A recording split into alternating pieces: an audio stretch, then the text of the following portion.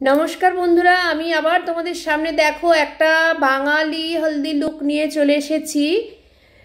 এতদিন আমি ব্রাইডাল বা পার্টি মেকআপ নিয়ে এসেছি, এই প্রথম আমি একটা হলদি লুক নিয়ে এসেছি বাঙালিদের। দেখো, চলো স্টার্ট।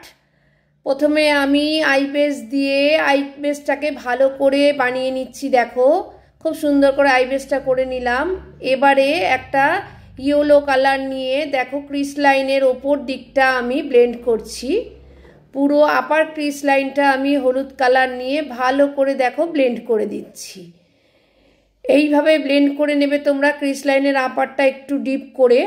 নেক্সট আমি একটা অরেঞ্জ কালার নিলাম, নিয়ে দেখো এবারে ক্রিস লাইনের পুরো বর্ডারটা দেখো আমি অরেঞ্জ কালার দিয়ে ব্লেন্ড করছি।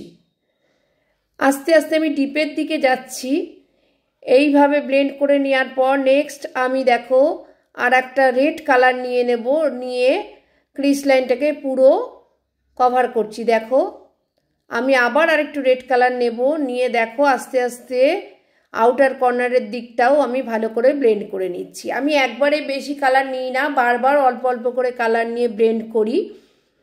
দেখো এইভাবে তোমরা রেড কালার নিয়ে আস্তে আস্তে ব্লেন্ড করতে করতে পুরো আইসটাই এইভাবে ব্লেন্ড করে দিতে হবে। দেখো ঠিক আমি যেভাবে ব্লেন্ড করছি বারবার করে কালার নিয়ে তোমরাও বারবার করে কালার নিয়ে এইভাবে ব্লেন্ড করবে। দেখো ব্লেন্ড করে নেওয়ার পর নেক্সট আমি চলে যাব তোমার দেখো ইনার কর্নারের দিকে আস্তে আস্তে যাচ্ছি ব্লেন্ড করতে করতে। দেখো আউটার কর্নার থেকে ইনার কর্নারের দিকে গেলাম। এইবারে আমি একটা হোয়াইট কালার নিয়ে দেখো ক্রিস লাইনের কভারটা করে নিলাম। যেখান থেকে আমি ক্রিস লাইন শুরু করেছিলাম সেখানে একটা হোয়াইট কালার দিয়ে লাইন টেনে দিলাম, যাতে প্রপার হোয়াইটটা ভালো করে বোঝা যায়। এইভাবে আমি করে নিলাম। দেখো ফাইনাল লুক তোমাদের কেমন লেগেছে জানিও, তোমাদের উত্তরের আশায় থাকলাম।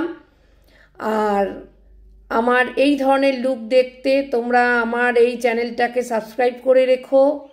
চলো টাটা।